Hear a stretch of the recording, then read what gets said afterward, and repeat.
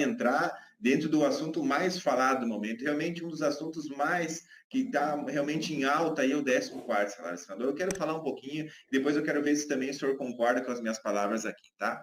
Porque realmente a gente sabe que foi adiantado o 13º salário para o aposentado, para o pensionista, mas esse 13º salário, ele foi que nem uma fumaça. Até o pessoal vai comentar aqui se realmente não gastou rápido o 10º. E a gente sabe que esse 14º, esse 13º que foi adiantado, ele realmente não é um benefício, não dá para se chamar de um benefício, né, senador? Não sei se o senhor concorda com isso, agora a gente vai ouvir o senhor falar, porque realmente ele gastou muito rápido, as despesas do aposentado, do pensionista, elas vêm aumentando consideravelmente, mas o salário não. E agora, com certeza, é mais do que merecido e, acima de tudo, uma necessidade. E agora tu pode abrir o verbo aí, senador, pode falar que agora o canal é teu, sobre essas possibilidades, pode acontecer o 14º, se tem orçamento, se o aposentado realmente merece, na sua opinião, acho que agora é hora do senhor soltar o verbo mais uma vez aí do canal, senador. E vamos pedir para o pessoal compartilhar, porque o quanto vai ser importante, gente. Aqui, senador Paulo Paim, autor do projeto 3657, do 14º salário, vocês estão falando com o pai.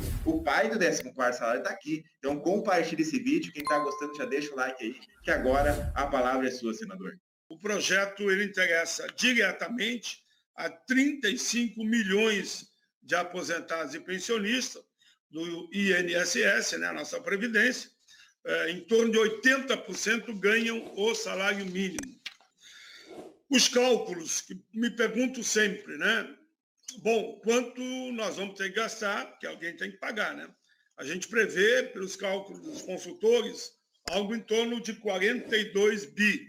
42 bi, você beneficiaria esses 35 milhões, mas o relator de plenário, ele pode dar um teto, né?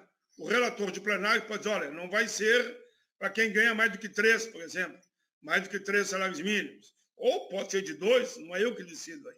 Daí o plenário. Eu dei o parecer 14º para todos aqueles que estão no regime geral da Previdência, que, eu repito, o teto fica entre 3 e 4 salários mínimos hoje devido à realidade, que o salário mínimo teve aumentos reais, mas o aposentado não teve. O aposentado só teve o reajuste pela inflação.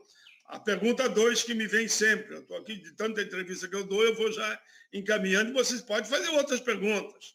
Então, falta de dinheiro não é, tem que haver vontade política de fazer acontecer. Só como exemplo, os Estados Unidos prevê um investimento de moeda nova no mercado de 7 trilhões de dólares.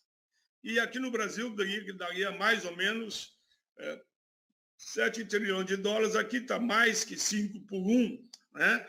Vamos de 7 vezes 5, 35, aqui daria 35 trilhões de reais, né? 35 trilhões de reais. Se fosse comparar, investir a mesma coisa. Claro, Estados Unidos, nós somos nós, né? Ninguém está pensando em investir isso. Os bancos receberam 1 trilhão e 200, se tiver depois mais um reforço. Uns 2 trilhões e meio já foi usado. Ora, essa crise não termina agora. Essa crise vai continuar o ano que vem, independente da pandemia. Talvez o próprio reflexo da pandemia o ano que vem. Mas a crise econômica, você não termina com ela com um estalar de dedos, né?